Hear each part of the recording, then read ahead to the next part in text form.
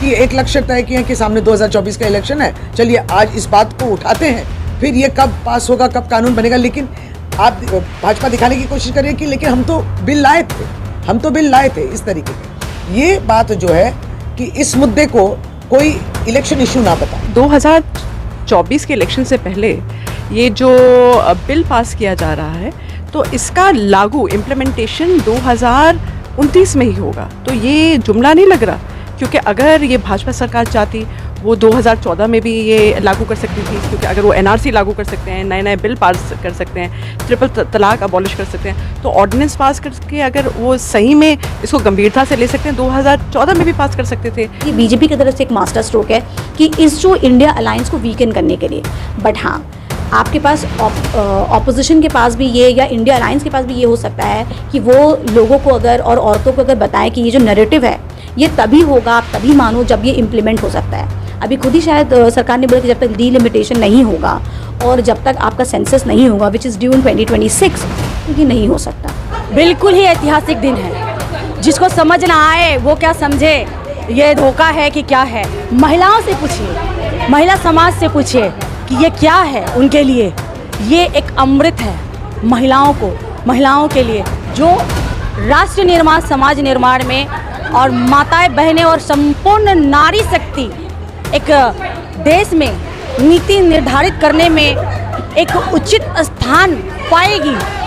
Point मेरा ये है कि मान लीजिए कानून बनने के लिए जो समर्थन करते हैं ये कानून बने, एक लड़ाई तो है ही, लेकिन जब तक वो कानून नहीं बना, अपने दल जो पार्टी है, आपने अपने पार्टी के उम्मीदवारों के जब आप लिस्ट बनाते हैं उसमें महिलाओं को कितना आपने चांस दिया, ये एक बड़ी बात है जो ऑल इंडिया तृणमूल कांग्रेस दिखा चुकी है। इसी मैं एक उदाहरण देती हूँ, गुजरात में मान लीजिए 105 एमएलए में केवल 14 जन वुमेन एमएलएस है और उसमें 1 जन केवल मिनिस्टर है कैबिनेट में। आज भाजपा की जो हमारी जैसे 35% के भी ज़्यादा लोकसभा में हम लोग के एमपीज़ है, पार्लियामेंट में हमारे एमपीज़ है ऑल इंडिया तृणमूल कांग्रेस के, भाजपा के है वो 13%। तो लड़ाई तो महिलाएं हैं, महिलाओं को सही माने में सीट मिलना चाहिए, खड़े होने के लिए प्रतिनिधित्व करना चाहिए। ये एक पॉलिटिकल पार्टी भी इस चिंता को आगे ले जा सकती है। रही बात ये कानून जो है, इस कानून को ये अभी तो बिल स्तर में है। आज हम लोग को देखने को मिलता है कि बीजेपी 2014 में, बीजेपी 2019 में अपनी जो पार्टी के मैनिफेस्टो है उसमें महिला आरक्षण बिल वो एकदम मैनिफेस्टो में उतारे थे, लेकिन आज इतने साल लग गए उन लोग को इस बिल को पार्लियामेंट में लाने के लिए। 2014 से अभी 2023, सामने 2024 का निर्वाचन। अब इसको क्या कहें हमको नहीं मालूम, लेकिन हम लोग चाहते हैं कि ये हो, लेकिन इसके संग भी जुड़े कुछ अभी कुछ समस्याएं दिख रही। कह रहे कि ये 2024 में लागू भी नहीं हो पाएगा, अगर बिल कानून भी बन जाए तब 24 में लागू नहीं होगी, ये लागू होगी अगले लोकसभा होगी 2029 में। तो कहीं ना कहीं ये डीलिमिटेशन वाली बात आ रही है, सेंसस की बात आ रही है, तो और भी बहुत कुछ जुड़ रहे हैं। 2024 में ये नहीं होगा, इतना व्याप्त हो गया है। अगर आप सब मुद्दों को सिर्फ हथियार बनाएंगे तब तो वो जुमला वाली बात आ जाएगी कि आपने 2014 में भी कहा कि आप देश के लिए क्या क्या करेंगे, 2019 में भी आपने कहा कि इतनी नौकरियां वगैरह, उसकी तरह ही हो जाएगा। तो ये अगर जुमला है, लक्ष्य यही है कि सामने इलेक्शन है और उसके बाद देखा जाएगा, तब ये बहुत दुख वाली बात है कि एक लक्ष्य तय किए कि सामने 2024 का इलेक्शन है, चलिए आज इस बात को उठाते हैं, फिर ये कब पास होगा, कब कानून बनेगा। लेकिन आप भाजपा दिखाने की कोशिश करिए कि लेकिन हम तो बिल लाए थे इस तरीके के। ये बात जो है कि इस मुद्दे को कोई इलेक्शन इशू ना बनाएं, क्योंकि ये है, अगर सही माने में कहे तो इसको जेंडर जस्टिस या जेंडर इक्वालिटी कहते हैं। महिला एवं पुरुष दोनों समान अधिकार से इस जिंदगी को, अपनी ज़िंदगी को जिएंगे, तो अधिकारों में तो कहीं ना कहीं पॉलिटिकल एम्पावरमेंट वाली बात भी आती है। 33% हमारे विधानसभा में और लोकसभा में इसकी लड़ाई बहुत दिन से लड़ रही थी हमारी दीदी ममता बनर्जी। तो हम लोग तो चाहेंगे कि ये बिल कानून बने।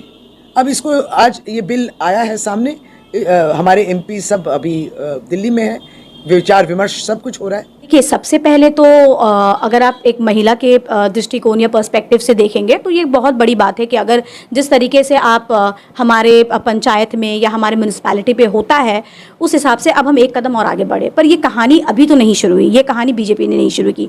ये आप देखेंगे राजीव गांधी के टाइम से ही पहला इनिशिएटिव लिया गया था और उसको बहुत ज़्यादा पुरजोर तरीके से कोशिश किया सोनिया गांधी ने 2010 में, जब और उनके साथ सिर्फ सोनिया गांधी नहीं, सुषमा स्वराज, बृंदा करात, ये लोगों ने सब मिलकर एक होता है ना जैसे कि जेंडर को लेकर जो लड़ने की बात होती है या औरतों की इशू, बिकॉज ये इशू बहुत दिन से चल रहा है। अब रही बात कि it's a very historic moment, no doubt, कि बहुत एक इतने लंबे लाइक टाइम का जो एक स्ट्रगल था वो शायद मटेरियलाइज होगा। बट हाँ, इसमें एक पॉलिटिकल फ्लेवर है।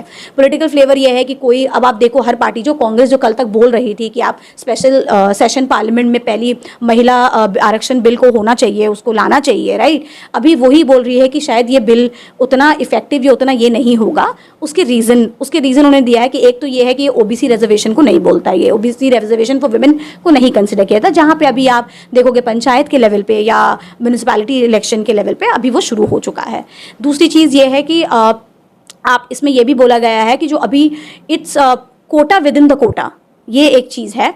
और कहीं कहीं किसी को ये भी लग रहा है कि ये एक माहौल बनाने की कोशिश है बीजेपी के तरफ से कि आप जो है कि आप एक पूरा नैरेटिव बिल्ड कर दो कि आप औरतों के साथ हो। दो ये बिल अभी इंप्लीमेंट नहीं होने वाला, जब तक डीलिमिटेशन कमीशन का वो नहीं होगा, जब तक आप सेंसस नहीं करेंगे, जो आई थिंक 2026 तक के पहले शायद नहीं कर सकती है सरकार, तब तक ये नहीं होने वाला। अब रही बात कि इससे क्या फ़ायदा होगा या बीजेपी किस नज़रिए से इसको किया है, क्योंकि किसी का बोलने का कोई ये बोलना चाह रहा है कि ये एक मास्टर स्ट्रोक है फ्रॉम बीजेपीज एंड। अब इसमें ये क्या है कि अगर आप देखो कि अगर विमेन इलेक्टोरेट जितने जो हमारे स्टेट्स है, यूपी जहाँ पे 80 सीट है लोकसभा के, आप महाराष्ट्र 48, बिहार 40, वेस्ट बंगाल 42, और अगर आप तमिलनाडु को कंसिडर करें जहाँ पे 39 है, तो इन सबको मिलाकर आपको ऑलमोस्ट 249 सीट्स होते हैं, which is almost 50% of the Lok Sabha seats. और अगर आप इनका वोटर का जो अगर आप एनालिसिस देखोगे, इन सब स्टेट्स में जो विमेन है वो अबव 45% है। तो अगर आप सोच लो, अगर बीजेपी अपनी नैरेटिव बना लेती है कि हाँ we are with the women, हम इनको उनका हक देना चाहते हैं, हम चाहते हैं कि आरक्षण करके उनको, क्योंकि अगर आप देखो अभी almost there are 15% only women MPs in the parliament, और स्टेट लेजिस्लेटिव असेंबलीज में तो और भी दिक्कत है, वो आप छोड़ दो। तो अगर ये विमेन इलेक्टोरेट अगर ये मान लेते हैं कि हाँ हमें बीजेपी आगे बढ़ाने की कोशिश कर रही है, तो in the upcoming Lok Sabha election ये हो सकता है कि बीजेपी को बहुत बड़ी जीत मिले। और आप देखो कौन कौन स्टेट में जीत मिले, जहाँ जैसे वेस्ट बंगाल, जहाँ पे वो अपना जहाँ पे वो बहुत अच्छा नहीं कर पाए 2021 के इलेक्शन में। तो ये एक है। एट द सेम टाइम इसको ये भी बोला जा रहा है कि क्योंकि एक बहुत बड़ा इसमें एक बोन ऑफ कंटेंशन या एक इसमें दिक्कत रही है इस बिल को नहीं मटेरियलाइज करने की, वो है ओबीसी रिजर्वेशन फॉर विमेन के लिए ओबीसी रिजर्वेशन, राइट। तो इसमें क्या है, अगर आप देखो इंडिया अलायंस का पूरा अगर आप देखोगे तो जो मेजर पार्टीज है, समाजवादी पार्टी, आरजेडी लालू प्रसाद यादव की, या नीतीश कुमार की, ठीक है, या आरएलडी ले लो, या कुछ और भी जो पार्टीज है जो मोस्टली ओबीसी वोट बैंक पे डिपेंड करती है, तो शायद ये भी एक रीज़न तर्क दिया जा रहा है कि शायद ये बीजेपी की तरफ से एक मास्टर स्ट्रोक है कि इस जो इंडिया अलायंस को वीकन करने के लिए। बट हाँ, आपके पास ऑपोजिशन के पास भी ये, या इंडिया अलायंस के पास भी ये हो सकता है कि वो लोगों को अगर और औरतों को अगर बताएं कि ये जो नैरेटिव है ये तभी होगा, आप तभी मानो जब ये इम्प्लीमेंट हो सकता है। अभी खुद ही शायद सरकार ने बोला कि जब तक डीलिमिटेशन नहीं होगा और जब तक आपका सेंसस नहीं होगा विच इज़ ड्यू इन 2026, तो ये नहीं हो सकता। 543 में अगर आप 33% कंसिडर करोगे तो 181 सीट्स हो रहे हैं। तो ये कहाँ से आएगा? वहीं से आएगा जो एग्जिस्टिंग जो स्ट्रेंथ है।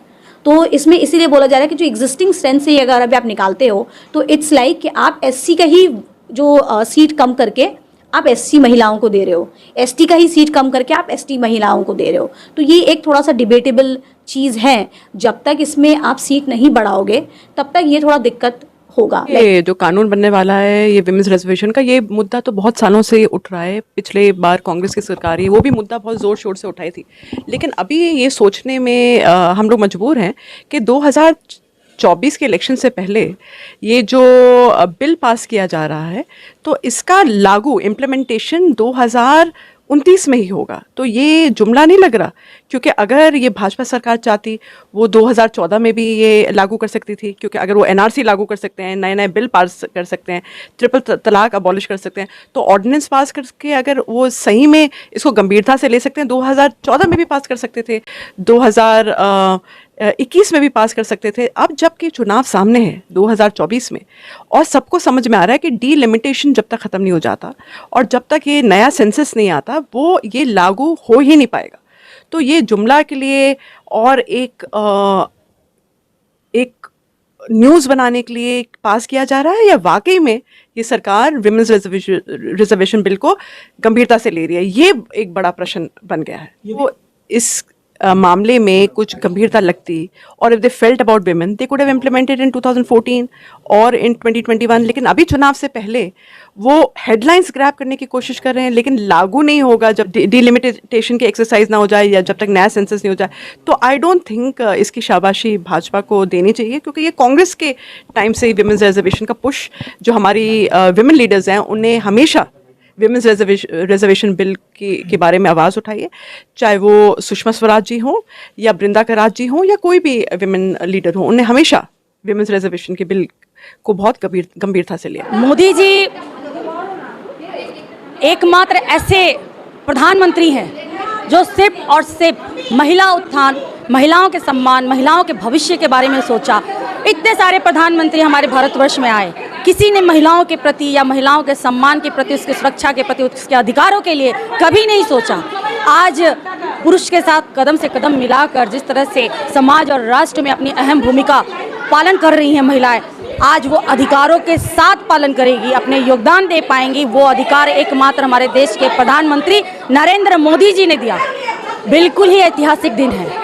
जिसको समझ ना आए वो क्या समझे ये धोखा है कि क्या है। महिलाओं से पूछिए, महिला समाज से पूछिए कि ये क्या है उनके लिए। ये एक अमृत है महिलाओं के लिए, जो राष्ट्र निर्माण, समाज निर्माण में और माताएं, बहनें और संपूर्ण नारी शक्ति एक देश में नीति निर्धारित करने में एक उचित स्थान पाएगी। एकमात्र नरेंद्र मोदी जी के शासनकाल में ये संभव होता दिख रहा है।